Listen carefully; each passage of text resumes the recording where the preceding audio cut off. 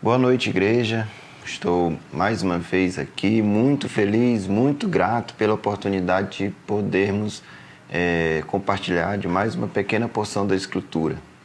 Então, hoje eu queria conversar com vocês bem rapidamente sobre esse trecho que está em 1 João 2, de 15 a 17. 1 João 2, de 15 a 17, que está escrito: não se deve amar o mundo.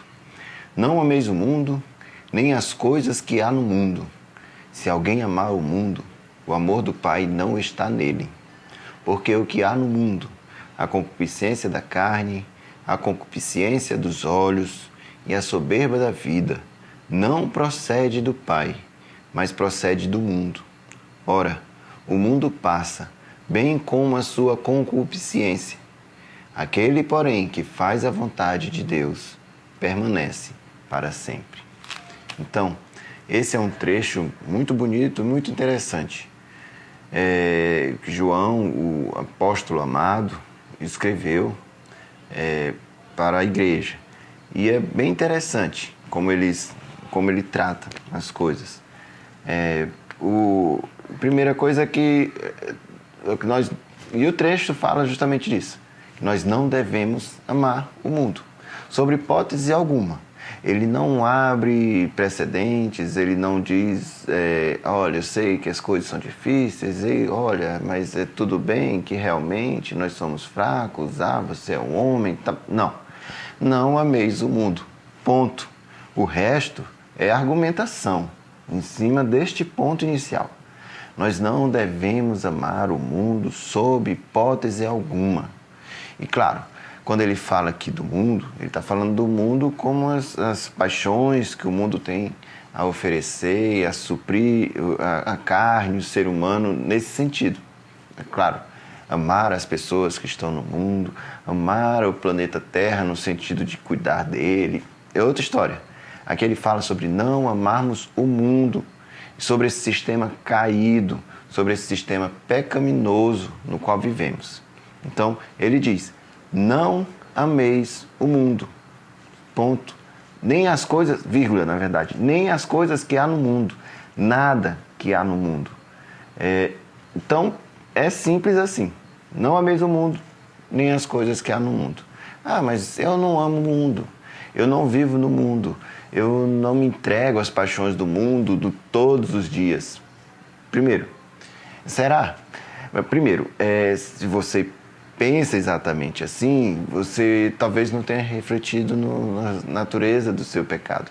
É claro, o Filho de Deus não vive mais em pecado, mas a gente deve sim ficar se avaliando, entendendo que nós temos um coração que tende ao pecado. Então, se achar o super-herói que jamais vai fazer coisas que agradem a sua própria carne, isso está errado. Nós não somos invulneráveis. Nós devemos, então, estar vigilantes. Mas, no meu dia a dia, eu realmente não vivo nessa prática de amar o mundo. Eu consigo viver à parte, eu tenho uma vida mais tranquila mesmo e tal. Tudo bem. Às vezes, a gente ama o mundo e nem percebe. Às vezes, a gente ama o mundo e nem percebe. Primeiro porque as ocupações do mundo nos cegam. Às vezes a gente está tão atarefado no dia a dia, no trabalho, com a família, ou com várias dificuldades que nós temos por estarmos neste mundo, e às vezes esquecemos realmente de viver para Deus. Às vezes a gente vive tanto em tentar suprir as nossas necessidades que não percebemos. E aí eu estou falando muitas vezes em coisas que a gente vai tentar se justificar. Ah, mas eu faço isso para oferecer uma situação mais digna para a minha família, ou porque eu pretendo mais à frente conseguir uma certa estabilidade para poder trabalhar mais para o Senhor, ou porque não tenho um projeto de conseguir almejar lugares mais altos e com isso eu vou inclusive investir mais e tal. Bom, Às vezes a gente tenta justificar a nossa falta de cuidado para com as coisas de Deus e o nosso foco em fazer aquilo que nós desejamos e suprir as nossas necessidades neste mundo.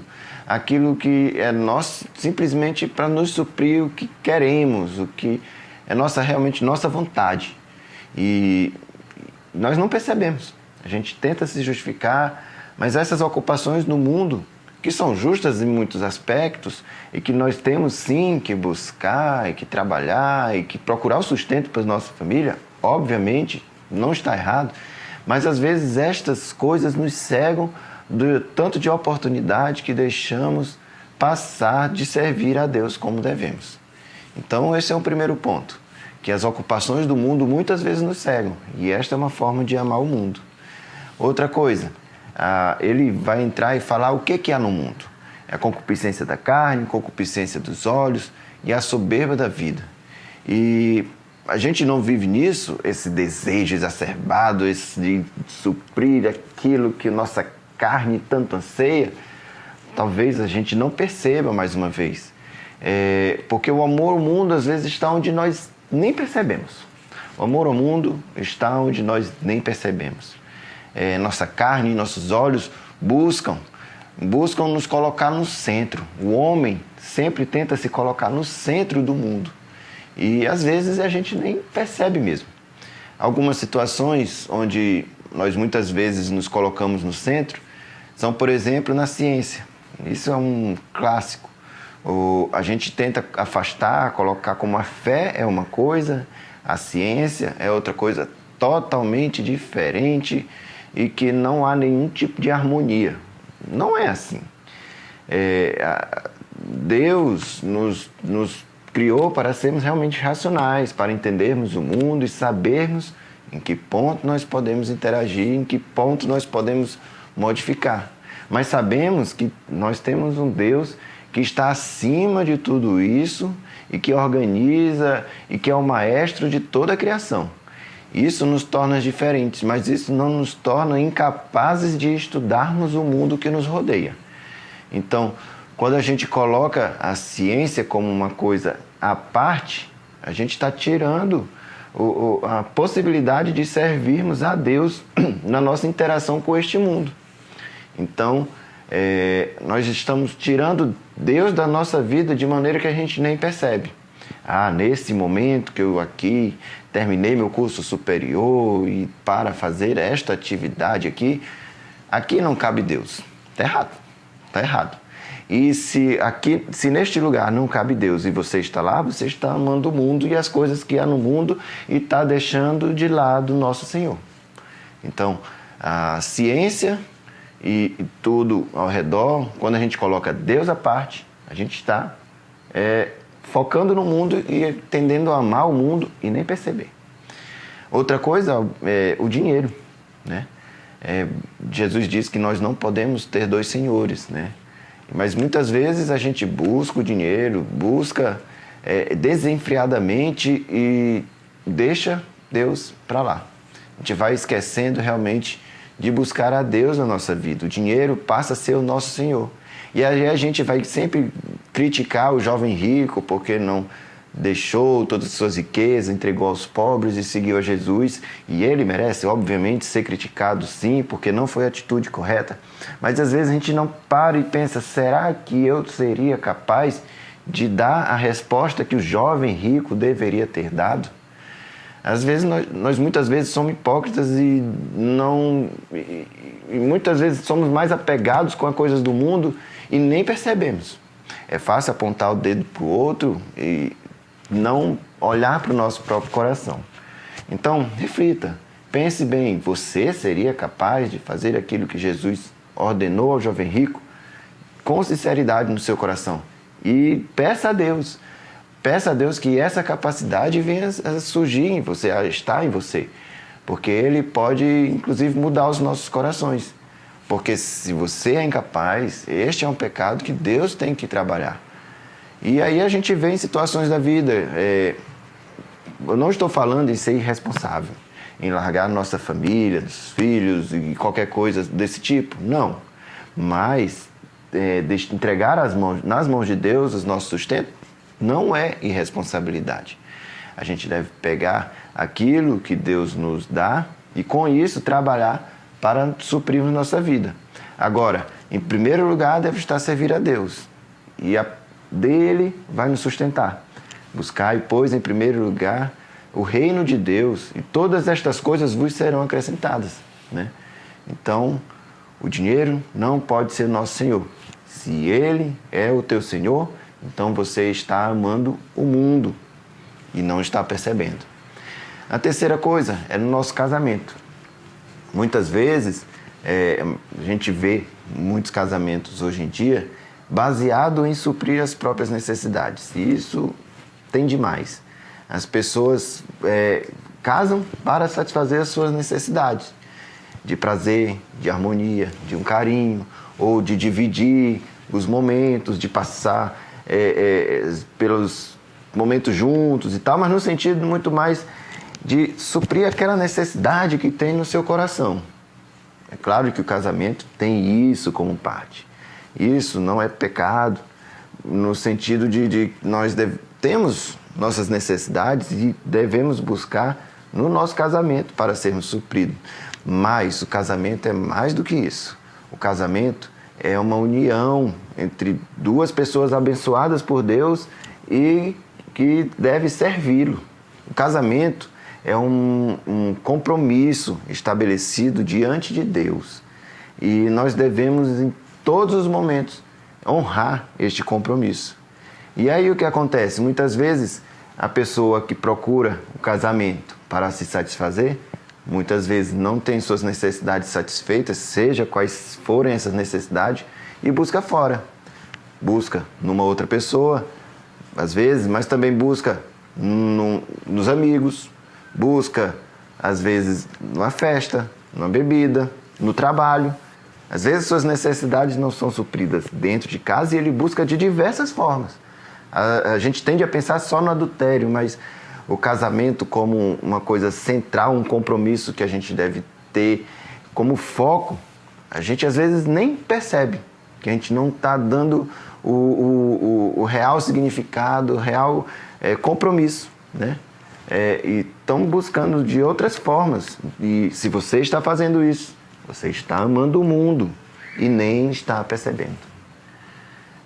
Uma outra forma onde a gente ama o mundo e nem percebe são nos nossos projetos.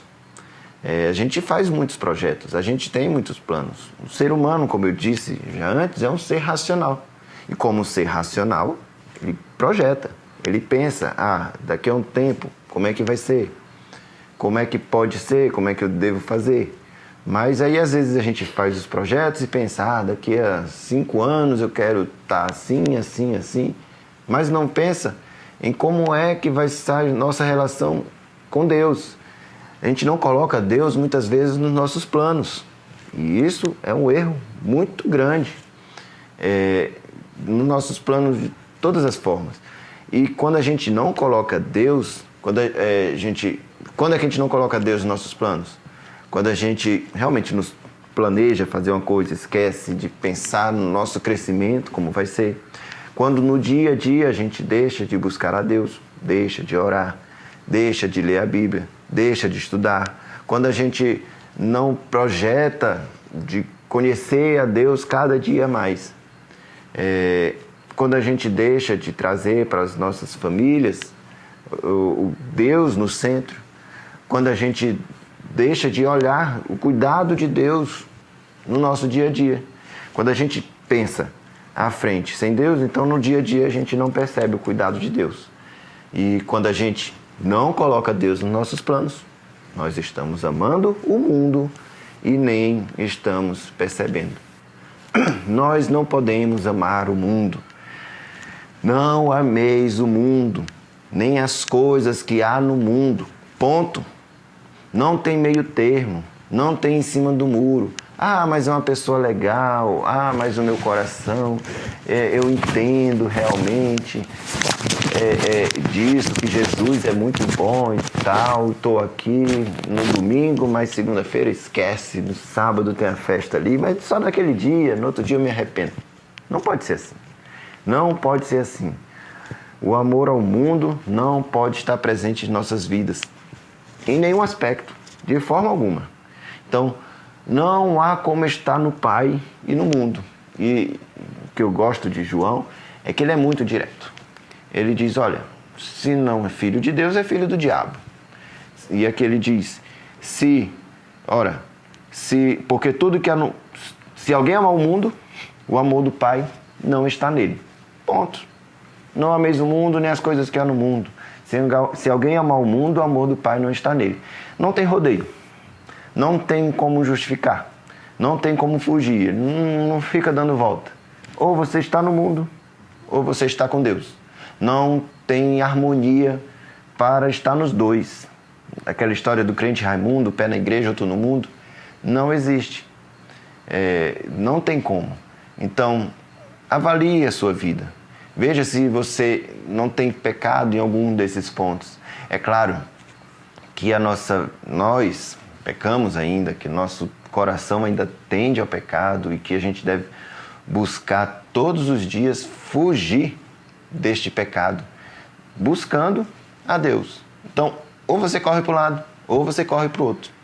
Vamos buscar a Deus e não amar o mundo, fugir do mundo, fugir de toda a aparência do mal e refletir qual o caminho que realmente queremos seguir.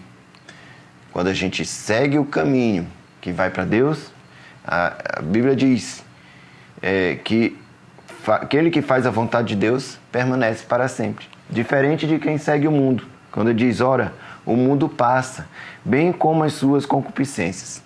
Então, a gente deve proceder do Pai e seguir ao Pai. Não proceder do mundo e nem seguir ao mundo. São dois caminhos totalmente opostos e que não há nenhuma associação. Então, reflita mais este dia. Reflita se você não tem amado o mundo, se você não tem buscado no mundo a satisfação das suas necessidades. Busque em Deus, porque Ele sim pode suprir. E nele sim você vai permanecer eternamente. Que Deus nos abençoe. Amém. Obrigado.